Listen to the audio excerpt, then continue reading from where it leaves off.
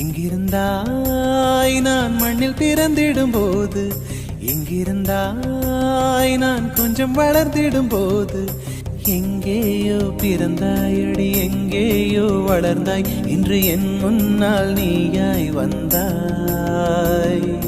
இதற்கென்ன அர்த்தம்? என் உயிரெல்லாம் சத்தம், அடி எனக்காக நீயும் வந்தாய்.